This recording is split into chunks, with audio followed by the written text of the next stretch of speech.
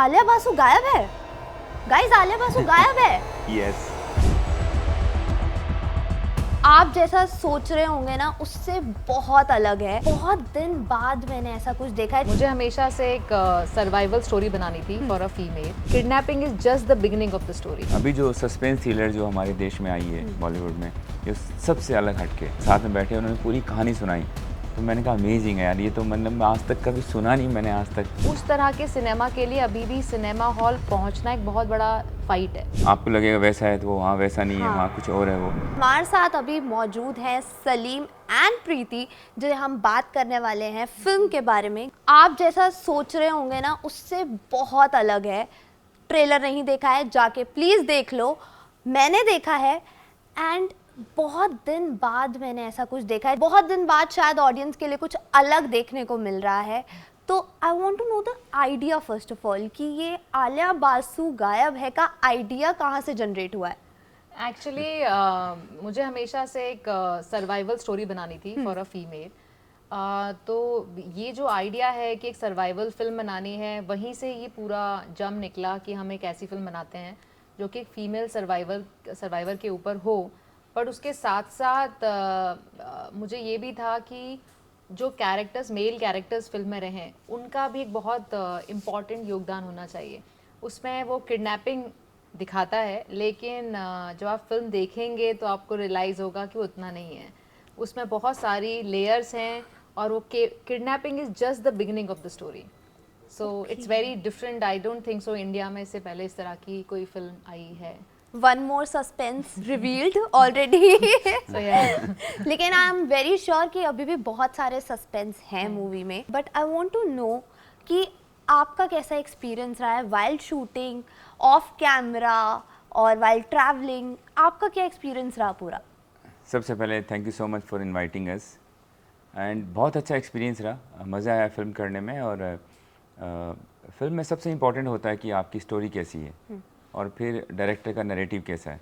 सो दोनों ही बहुत ही थ्रिलिंग है, बहुत ही अलग है। और ये फिल्म अभी जो सस्पेंस थ्रिलर जो हमारे देश में आई है बॉलीवुड में, ये सबसे अलग हटके।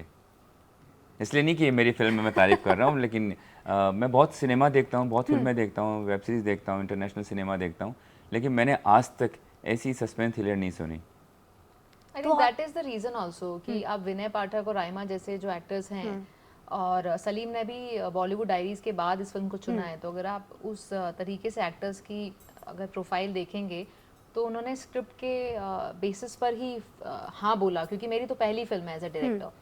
तो बहुत हाँ, थैंक यू सो मच। तो मेरी पहली फिल्म है, तो मेरे ऊपर बहुत जिम्मेदारी थी एक अच्छी कहानी बोलने की। और आई think that is the reason कि इतने अच्छे कलाकार, तीनों ही इतने अच्छे कलाकार हैं और वो कहानी पर आए हैं, और कहानी बहुत अलग है। तो that is the reason I would suggest कि एक बार आप देखिएगा ज़रूर इस फिल्म को। और आई डोंट थिंक सो ऐसा कुछ आया है। एक्चुअली जब प्रीति जी ने मुझे फिल्म सुनाई, तो मैंने बोला प्रीति यार मुझे समझ में नहीं आ रही कहानी, लाइक इट साउंड्स लाइक दो लड़कों ने किसी लड़की को किडनैप किया और रैंसम की बात कर रहे हैं। बोले नहीं, इतनी नहीं है कहानी, हम शांति से बैठेंगे एक बार। तो हम 4-5 आवर्स साथ में बैठे, उन्होंने पूरी कहानी सुनाई। तो मैंने कहा अमेजिंग है यार, ये तो मतलब आज तक कभी सुना नहीं मैंने, आज तक मैंने ऐसा कोई सिनेमा नहीं देखा। और फिर इनका जो विज़न था कि फिल्म को मेरा एग्जीक्यूशन क्या होगा, मैं क्या फिल्म दिखाने वाली हूँ, तो इतनी टाइट फिल्म है, 102 मिनट्स, 1 आवर 42 मिनट्स, आप एक फ्रेम भी मिस नहीं कर पाओगे। इतनी फास्ट भाग रही है फिल्म, एक सेकंड भी आप इधर से उधर आके नहीं झपका पाओगे। सो इतना एक क्लियर विजन होता है आपके डायरेक्टर का, उसको पता है उसे क्या बनाना है, उसे क्या पब्लिक को दिखाना है, तो फिर मज़ा आता है काम करने में। There is no second thought. फिर क्लैरिटी रहती है एक्ट्रेस की परफॉर्मेंस को लेके भी, और एग्जीक्यूशन को लेके भी, और डायलॉग्स को भी लेके भी। तो और जब डायरेक्टर को एडिट दिखता है तो फिर तो ख़त्म हो जाती है बात। राइट। अच्छा प्रीति, मैं आपसे जानना चाहती हूँ, एज अ डायरेक्टर आपने कहा आप डेब्यू कर रहे हैं, तो वेब सीरीज़ की भी अभी बात की गई, और आजकल वेब सीरीज़ का दौर कुछ ज़्यादा ही है। लोग कन्वीनियंस ढूंढते हैं, लोग अपने फ़ोन में देखना ज़्यादा पसंद कर रहे हैं रादर देन टिकट लेके हम हॉल में जाके बैठें। तो आपने ये क्यों नहीं प्रेफर किया कि हम वेब सीरीज़ बनाएं? जैसा आप बोल रहे हैं कि आज लोग OTT बहुत देख रहे हैं, आई थिंक लोग थिएटर ही बहुत देख रहे हैं, इसीलिए 800 करोड़ 1000 करोड़ कमा रहे हैं थिएटर्स में। और अगर आप थिएटर्स का नंबर भी देखेंगे तो वो भी पहले से बढ़ गया है। पीवीआर जैसी कंपनियाँ लिस्टेड कंपनी है इस वक्त देश की, तो इंडिया में फिल्म का जो बिजनेस है वो बहुत मल्टीप्लाई हुआ है, और उसका बहुत बड़ा रीज़न जो है वो सिनेमा हॉल चेन्स है। बट अनफॉर्चुनेटली अभी भी वो स्क्रीन्स पूरी तरीके से यूटिलाइज नहीं है, और यूटिलाइज हैं तो केवल स्टार स्टडीड फिल्म्स के साथ यूटिलाइज हैं, ये ट्रेड है हमारा। तो जो कंटेंट ड्रिवन सिनेमा जिसे हम कहते हैं, जिसमें हमारी फिल्म भी आती है, आलिया बासु गायब है, उस तरह के सिनेमा के लिए अभी भी सिनेमा हॉल पहुंचना एक बहुत बड़ा फाइट है। यस इंडिपेंडेंट प्रोड्यूसर के लिए बहुत बड़ा फाइट है। तो वो जो फाइट है, जो आई थिंक अनुराग कश्यप से लेके और अब प्रीति सिंह तक सब लड़ रहे हैं, वो जो फाइट है आई थिंक उसका ही है। तो coming back to your question कि मैंने क्यों नहीं प्लान किया, क्योंकि हम बहुत छोटे शहर से आते हैं। मेरा जन्म मथुरा में हुआ है। तो बचपन से आपने स्क्रीन पर जब आप मूवी देखते हैं तो उसका जो चार्म है, तो आप चाहते हैं कि आपकी पहली फिल्म जो हो वो स्क्रीन के दर्शन उसको मिले। तो वो जो फीलिंग है वो बहुत अलग है। तो I think cinema hall anyways any time beats OTT for me. छोटी स्क्रीन पे वो बात नहीं है। नहीं, एक्चुअली ना फिल्म जो बनती है ना सिनेमा screen के लिए की- बनती हाँ, है। उसका सही मज़ा सिनेमा थिएटर में ही है उसका, तभी Right. फिल्म का मज़ा है। और उसके वो बाद तो सोशल गैदरिंग है वहाँ पे, मतलब हाँ। Complete stranger sitting together watching Yes. A movie and laughing on same joke. It connects you as a human being, you Yes. know. Yeah, it celebrates the cinema.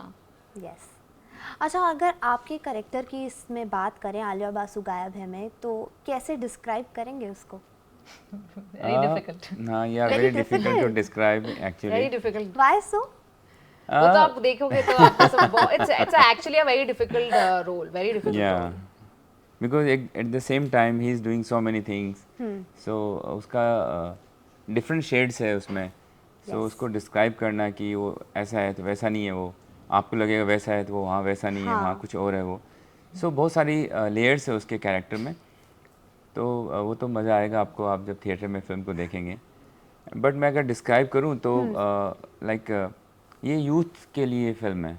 Basically youth को connect होगा मेरा character.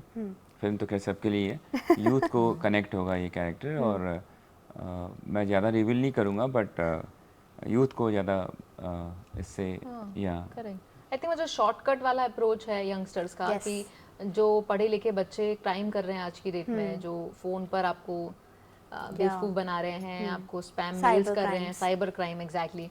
तो वो I think वो जो shortcut की नई जो जनरेशन आ गई है, I think that will connect to Salim's character. Deepak नाम है पर्दे पर उस कैरेक्टर का। Yeah very very connected to the youngsters जो क्राइम कर रहे हैं। ओके अच्छा प्रीति, मैं अगर आपसे जानूं as an actor, Vinay sir हो गए, रायमा हो गई या सलीम हो गए, सबसे ज़्यादा परेशान कौन करता है आपको on set? Raima. Raima, why so? Because she's very naughty. She's very naughty, and I think because it's very rare that you are a female actor and your director is female. Yes. It's very rare. तो वो एक comfort मिल जाता है कि अच्छा मैं लड़की हूँ और मेरी डायरेक्टर भी लड़की है, तो मैं परेशान कर सकती हूँ. तो she will keep on creating lot of, but they're very cute things. They're nothing like a tantrum which will hamper the shoot. Nothing like that. But she will always very cute and charming and always try to get attention. इसमें दोनों से जानना चाहती हूँ, thriller है, suspense है, shoot करने में बहुत मज़ा आया होगा जहाँ तक मुझे लग रहा है. जैसे मज़ा मैंने डायरेक्टर को देखा आ रहा होगा, एक्टर्स की तो हालत खराब थी. Exactly. Actors की तो क्यों ऐसा क्या ऑन हुआ है? सीरियस नोट मैं बताऊँ ना, ये थॉट इजी नहीं है. बोलना इजी है, बट आप इसको फील करो कि आप किसी को किडनैप कर रहे हो और उसको ला के आप रख रहे हो.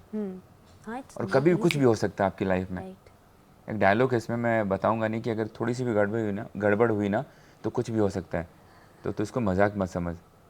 तो मतलब इट्स नॉट इजी थॉट, उसको कैरी करना, उसके साथ रहना, उस थॉट के साथ सोना. मैं घर पे जाता था तो भी मुझे वही थॉट रहते थे. मैं उठता था तो वही लगता था मैंने किडनैप करके रखा हुआ है घर में किसी को. तो it's not easy to carry this thought and वो एक्ट करना. और प्रीति ऐसा है कि प्रीति को ना थोड़ा सा भी लगेगा कि आउट ऑफ द सिंक है और इमोशन थोड़ा सा डिप हो रहा है या थोड़ा सा एक्टिंग कर रहा है, ये कोई भी एक्टर तीनों में से, तो प्रीति का था नहीं, एक टेक और लेते हैं, अभी एक टेक और लेते हैं. तो हम समझ जाते थे कि परफेक्शनिस्ट, कि बहुत मतलब ऐसा काम, शिद्दत से काम चाहिए इनको. अच्छा नहीं होता एक्टर्स के लिए.